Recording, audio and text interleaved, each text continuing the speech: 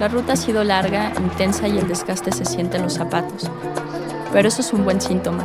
Significa que nuestros pasos por la independencia de Iberoamérica han avanzado muchos kilómetros de ideas para compartir.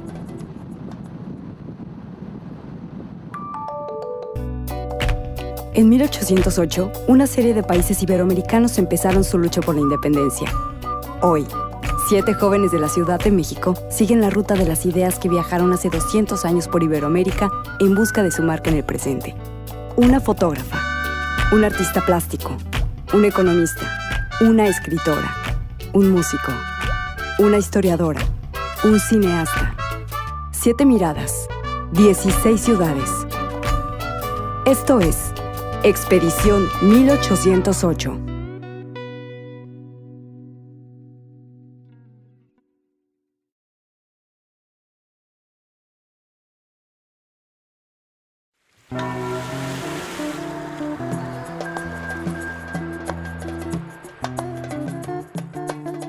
Entre el Pacífico y los Andes, hemos llegado a Gran Santiago de Chile, punta sur del continente y fin de lo que fue la colonización española. Hay contraste de edificios clásicos y modernos, mucho orden, mucho desarrollo y sobre todo la sensación de transitar una ciudad de veras amigable para el ciudadano. Aunque no se sientan muchas diferencias sociales, hay una brecha grande. Los habitantes originales de estas tierras, los mapuches, están luchando para reintegrarse a la sociedad después de una larga resistencia. El clima, por otro lado, es perfecto. Yo estaba ansiosa por ver otra vez el mar y con suerte conocer la casa de Pablo Neruda.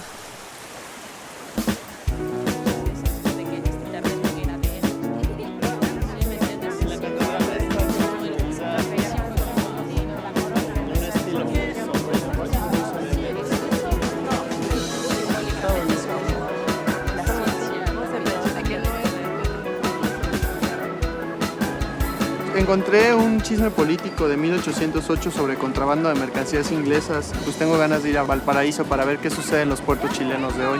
Yo me encontré en el Canto General de Pablo Neruda, un poema que se llama América Insurrecta, que trata sobre las independencias de los pueblos de por acá. Entonces, usaré eso de pretexto para dar una vuelta por la ciudad.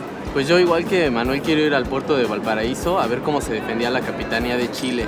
Me contaron también que es muy fotogénico, a ver si podemos hacer algún proyecto juntos.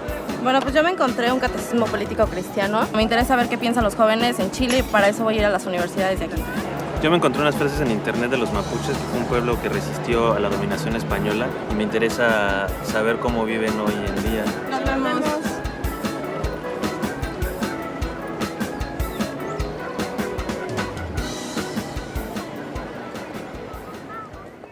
En 1808, España fue invadida por Francia. Napoleón le arrebató la corona al rey español Fernando VII y se la entregó a su hermano José Bonaparte, quien nunca fue reconocido en América. La búsqueda de la libertad de los españoles marcó el inicio de los movimientos independentistas en América.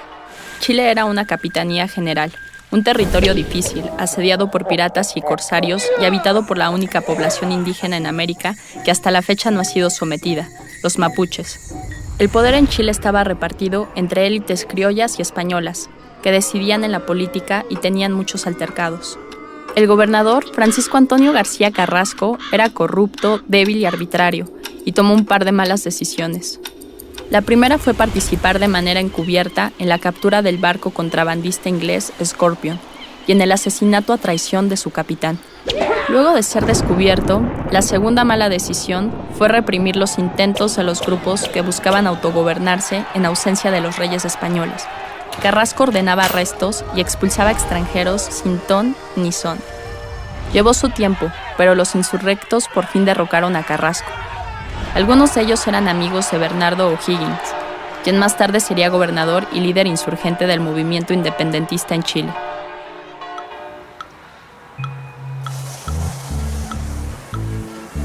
¿Qué te pareció?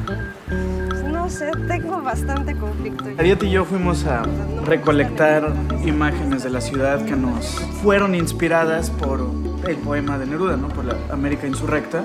Y pues es interesante este poema, ¿no? Porque de alguna manera encierra el sentimiento que pudo haber existido hace 200 años cuando estaban comenzando todos estos movimientos independentistas en América. Chile es un lugar que ha dado muchos poetas en sí, que finalmente debe estar lleno de poesía en todas las esquinas. Entonces lo que quisimos fue hacer un pequeño video, digamos un pequeño poema visual inspirados en este. Primero grabé a Ariet leyendo el poema, que será el hilo conductor del video, que es la voz en off, ¿no? América insurrecta, patria, naciste de los leñadores, de hijos sin bautizar, de carpinteros, de los que dieron como un ave extraña una gota de sangre voladora. Hoy nacerás de nuevo duramente, desde donde el traidor y el carcelero te creen para siempre sumergida. Y después, junto con Ariet, resaltamos las palabras que consideramos clave de cada verso, haciendo diversos planos, ¿no? Respecto a lo que nos inspiraban esas palabras. Entonces, bueno, hicimos una lista de las tomas por hacer.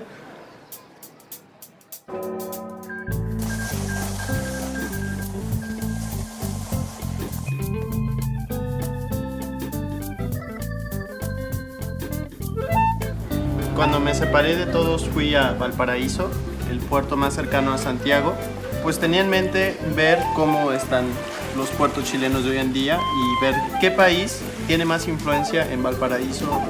Valparaíso fue fundado en 1536 y en el tiempo de la independencia era el puerto más activo en el continente americano. Valparaíso durante mucho tiempo fue la sede de un emporio comercial que vinculaba a Sudamérica con Norteamérica, con Asia y con Oceanía. Quería ver eso porque había leído un documento que narra un incidente de contrabando de mercadería inglesa a cambio de lingotes de cobre y en el cual participaron corruptamente autoridades políticas de la Capitanía General de Chile. Y este suceso no era aislado, el contrabando era cosa de todos los días, porque España había establecido un monopolio comercial que obligaba a las colonias a comerciar solamente con ella. El problema era que la economía española nunca fue capaz de producir lo suficiente y de satisfacer la demanda de sus dominios imperiales. Esto lo que ocasionó era que el contrabando estuviera plenamente justificado desde el punto de vista económico. Según narra el libro Historiadores de la Independencia, del historiador Enrique Mata Vial, el gobernador y su secretario Martínez de Rosas prestaron la asesoría a cambio de la entrega del 85% de los beneficios y obviamente ocultándole el asunto a las autoridades aduaneras de la época.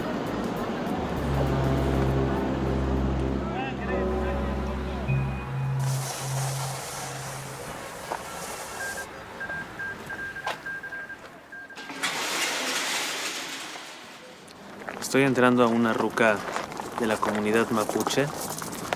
Son los indígenas de Chile. Me interesa porque ellos resistieron durante 300 años el dominio español y la conquista.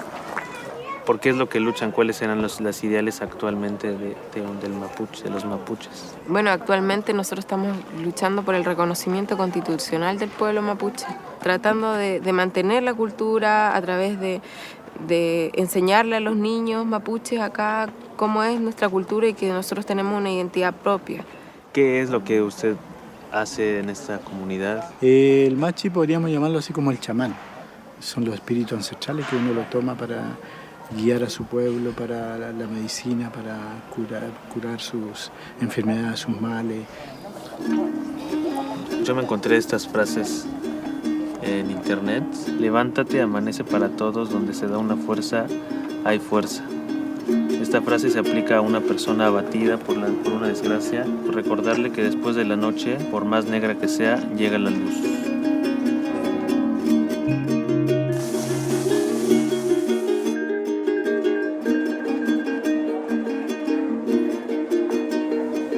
El ejercicio que yo traté de realizar era irme con los jóvenes de la Universidad de Chile, la Universidad Católica, porque tenía un catecismo político cristiano. Este catecismo básicamente lo que habla está tratando de instruir a los jóvenes para rechazar justamente la participación de los criollos y más bien declarar su apoyo a la iglesia y a los peninsulares. Catecismo político cristiano dispuesto para la instrucción de la juventud de los pueblos libres de la América Meridional. Y los buenos ciudadanos, ¿a dónde irán? A sus haciendas, casas y a descansar en el seno de sus familias. Y los malos, ¿a dónde irán? A Malvinas, Valdivia y Juan Fernández. ¿Por qué creéis todo eso? Porque España lo ha dicho. O sea, yo lo que quería hacer un poco era un catecismo actual Y de esta manera hice una lista de palabras, las más significativas de este documento, y ponérselas a los jóvenes de las universidades de aquí y ver cómo reaccionaban, ¿no?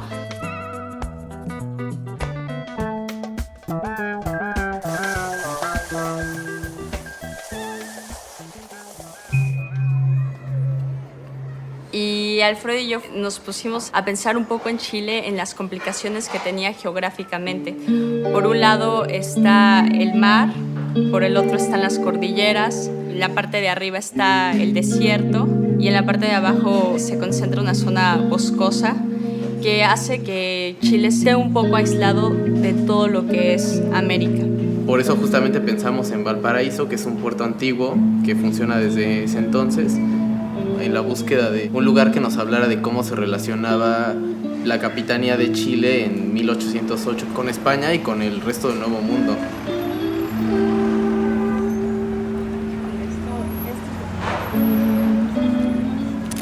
Hicimos un poco de relación por este tipo de complicaciones el encarcelamiento, ¿no? En lo aislado que uno está cuando está encarcelado.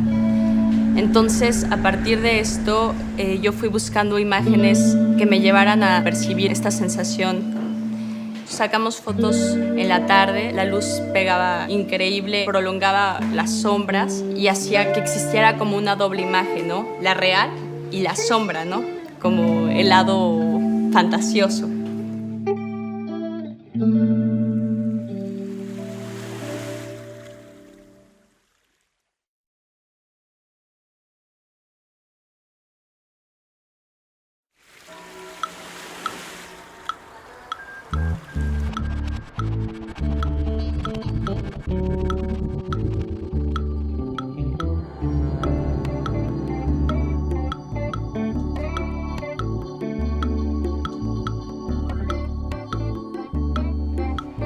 ¿Qué te parece si ahora buscamos lo correspondiente para los versos? Una callada sílaba iba ardiendo, congregando la rosa clandestina.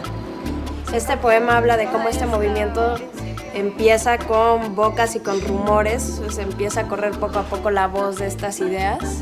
Ahora las bocas y estos rumores son los medios de comunicación y lo quisimos simbolizar a través del periódico. Había unos pequeños mensajes claves dentro de toda esta información y fueron los que fueron dando la pauta para que el movimiento fuera creciendo desde abajo y fuera aumentando.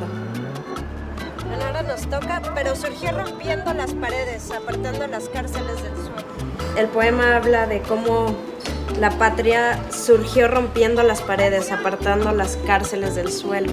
Entonces nosotros íbamos pasando frente a un metro, hora a pico, la gente saliendo de trabajar y quisimos hacer un poco la analogía de esta cárcel cotidiana. No sé, como que se liberan un poquito de esta cárcel. Creo que lo que sigue correspondiente sería hasta que las praderas trepidaron cubiertas de metales y galopes. Entonces pensamos que dentro de una ciudad ahora lo que podían ser con las praderas son las grandes avenidas y los galopes serían de estos grandes caballos de metal, ¿no? De los coches.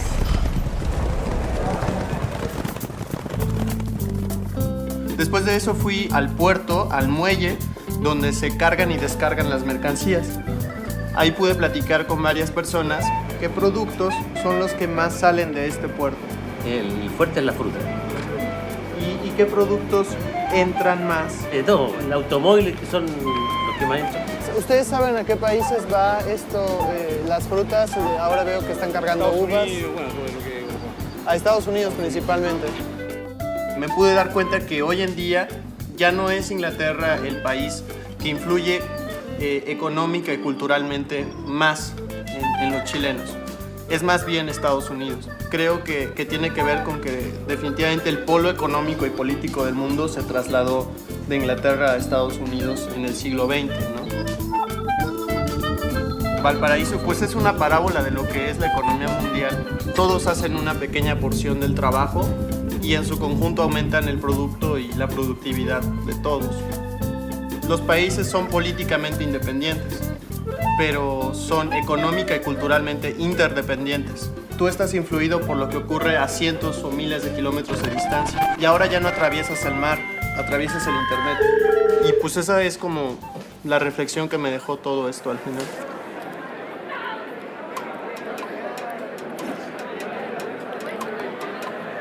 Hola. Hola.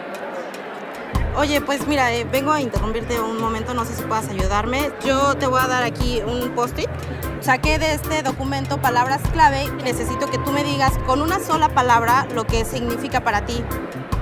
Ah, perfecto. ¿Sí? Ajá. Entonces, bueno, la primera palabra es amor a la patria.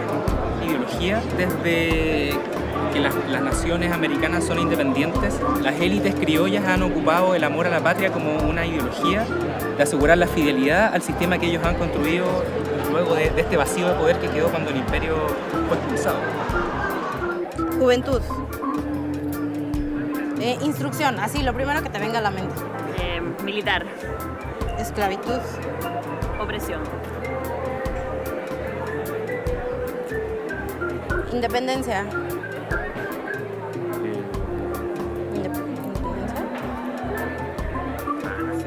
Tiranía. Dictadura. Pongo poder porque la tiranía no es posible sin el poder. Ahora, el poder se puede ocupar para construir cosas que no sean una tiranía. Pero en el mundo que nos ha tocado vivir se han hecho casi sinónimos el poder y la tiranía. Pueblos. Lucha. Libertad. Amor.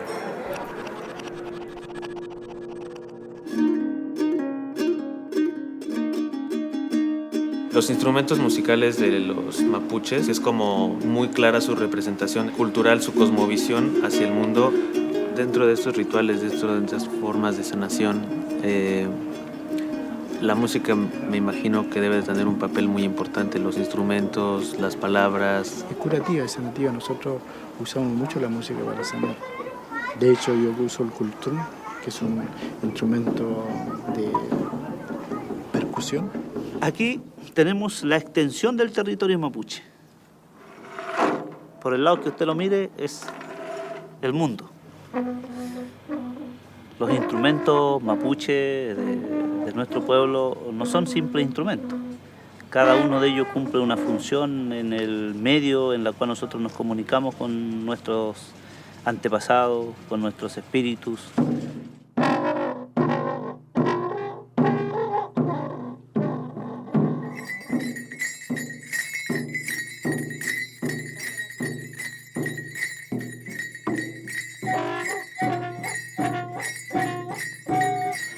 Estamos resistiendo aquí dentro de la ciudad, porque antiguamente se supone que desde Copiapó hacia el sur era territorio chileno, que estamos recorriendo el camino nuevamente para reconquistar lo nuestro.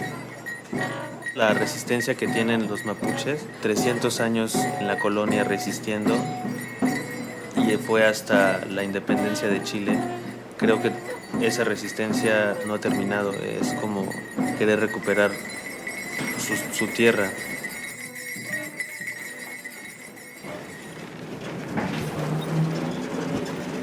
Después tomamos un trolebús que nos llevó a la excárcel de Valparaíso, donde nos recibió Raúl Guzmán, alias El Papito. Pues estamos en la excárcel de Valparaíso. Papito, ¿tú qué nos puedes contar de este lugar? Creo que si alguien nos puede hablar de este lugar eres tú, ¿no? Ajá, bueno, yo fui una persona que estuve recluido 25 años en prisión. Ajá. Terminé mi condena en esta cárcel. En el año 99 se cerró la cárcel y fuimos todos trasladados. En el año 2000 se transformó en un lugar público y a la vez cultural. La cárcel se convirtió en un centro de arte, donde se daban talleres y se hacían obras de teatro o instalaciones. ¿Y todo esto lo has llevado aquí? ¿Este ha sido tu escenario? Aquí mismo. Señores, soy liviano, muy decente, respetuoso y caballero. Me levanto al mañanero, acá me tienen presente. Mi hijo trova, o sea, mi trabajo, es el lancero. Y si por gajes del oficio, este yuta, este policía, me da un canazo, jefe, un par de lucas al paso, policía, arreglado el panizo. La cárcel fue una experiencia muy grata. Era una cárcel abandonada que se va a demoler, un lugar solitario. Ver este lugar solo me trajo mucha nostalgia, soledad, muerte, ¿no? Sin personas este lugar, aunque esté decorado, se nota muerto. Hay como registro de que hubo algo, pero ya no lo hay. Y lo que más me sorprendió de este lugar fue que la búsqueda que teníamos la reflejaba muy bien. Mis fotos buscaban interferencia, nunca presentaban una unidad, siempre había una división, había algo que separaba, ya sea un cable, una malla, una cortina. Es el punto que yo siento que hay en la nostalgia, ¿no? El estar en un lugar y anhelar estar en otro. Es por eso que decidí que mis fotografías tuvieran esta división, para recrear esto que la palabra cárcel produce en mí. Algo que me llama la atención es que en ambas universidades la figura de Pinochet sigue estando muy presente, es decir, el ideal independentista se quiere seguir llevando a cabo. Independencia la manejaban como libertad, como un sinónimo a veces de libertad, de manera primero personal y luego de manera general. En el caso de la Universidad Chilena, pues yo creo que sería una independencia en torno a su gobierno, ¿no? Ahí la protesta política está muy activa. Por ejemplo, en la Universidad Católica los estudiantes de teatro estaban manifestándose en contra del director porque les habían censurado una obra de teatro y estaban muy enojados, ¿no? Porque habían corrido al director y a la directora y bueno, estaban buscando pues de alguna manera la autonomía de una universidad que pertenece a la iglesia, ¿no? Entonces, bueno, desde ese punto de vista, pues podemos ver que aún el poder de la iglesia sigue estando muy presente dentro de la educación. Y entonces Ariadna y yo, después de recorrer todo Santiago, esto fue lo que quedó, nuestra interpretación de la América insurrecta de Pablo Neruda. América insurrecta, nuestra tierra, ancha tierra, soledades, se pobló de rumores, brazos, bocas, una callada sílaba iba ardiendo, congregando la rosa clandestina, hasta que las praderas trepidaron cubiertas de metales y galopes. Lo surgió rompiendo las paredes, apartando las cárceles del suelo. Hora de ayer, hora de mediodía, hora de hoy otra vez, hora esperada entre el minuto muerto y el que nace. Patria, naciste de los leñadores, de hijos sin bautizar, de carpinteros, de los que dieron como un ave extraña una gota de sangre voladora. Hoy llegarás a sacudir las puertas con manos maltratadas, con pedazos de alma sobreviviente, con racimos de miradas que no extinguió la muerte, con herramientas hurañas armadas bajo los harapos. Supongo que en 1808, al sentir esta sensación de represión, trataron de cambiar su punto de vista en el mismo lugar para tratar de cambiar las cosas, ¿no? Para buscar otra visión sobre el espacio, otra oportunidad. Justamente pensando en esa paradoja, en esta dualidad, nos subimos a la barda donde los guardias vigilan la cárcel, justamente el límite entre la libertad y el encierro, hacer un horizonte con las fotografías, imágenes que representaban el encierro. Instalar fue difícil ahí, a pesar de que había muy bonita luz, muy inspirador la verdad. Hacía mucho aire, no pude hacer una línea completa con las fotografías porque el aire se llevaba las fotos, pero al final de cuentas esa casualidad del aire, lo fortuito, también enriqueció la pieza. Las fotografías vibraban con el aire, se querían desprender, tal vez son imágenes que representan un encierro, pero quisieran irse volando, ¿no? Esta casualidad de las fotografías que se querían ir volando me recordó como a las ideas de independencia, ¿no? Que se dispersaban, cómo buscaban liberarse y llegar a todos los rincones de Chile y de Latinoamérica. En Santiago me sentí muy cómoda. Es una ciudad muy vanguardista, muy relajada, muy fiestera y con los mejores mariscos que he probado en mucho tiempo. Todos parecen estar unidos por un pacto tácito de búsqueda de bienestar, después de una dictadura tan terrible. También sentí que los chilenos no subrayan tanto el nacionalismo. Creo que estas experiencias tan fuertes te hacen superar una especie de adolescencia como nación, que en parte implica aferrarse y afirmar todo el tiempo cierta pertenencia. Pero creo que esa pertenencia, una vez que se tiene, nunca se pierde. Y en buena medida se tiene gracias a la libertad.